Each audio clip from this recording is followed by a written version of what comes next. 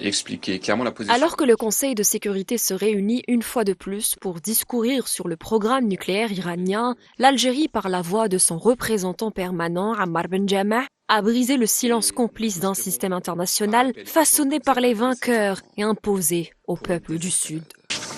Plutôt que de s'aligner sur le discours dominant qui diabolise certains États tout en sanctuarisant d'autres, l'Algérie a rappelé l'évidence. La paix ne peut reposer sur des arsenaux nucléaires ni sur un déséquilibre entretenu par les puissances. En effet, Ammar Benjameh appelle à la création d'une zone exempte d'armes nucléaires et de destruction massive au Moyen-Orient, comprenant qu'ici, Alger ne fait pas que défendre un principe. Elle propose une vision de rupture égalitaire et cohérente.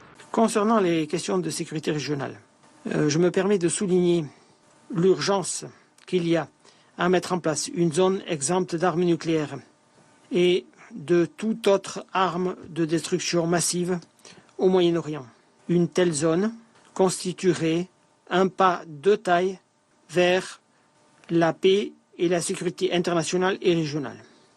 À cet égard, nous rappelons la résolution 487 du Conseil de sécurité qui appelle Israël à placer ses installations nucléaires sous le régime des garanties de l'AIEA. Comment parler de non-prolifération quand l'entité sioniste continue d'échapper à tout contrôle international? Comment justifier que le désarmement soit toujours l'exigence imposée aux autres, jamais à soi? L'Algérie, fidèle à ses engagements historiques issus du mouvement des non-alignés, affirme une fois de plus son refus des doubles standards et de la domination par la force. Elle défend un monde multipolaire décolonisé dans les faits autant que dans les discours. Dans une ONU paralysée par les vétos d'un autre siècle, la voix algérienne résonne comme celle des peuples trop longtemps relégués.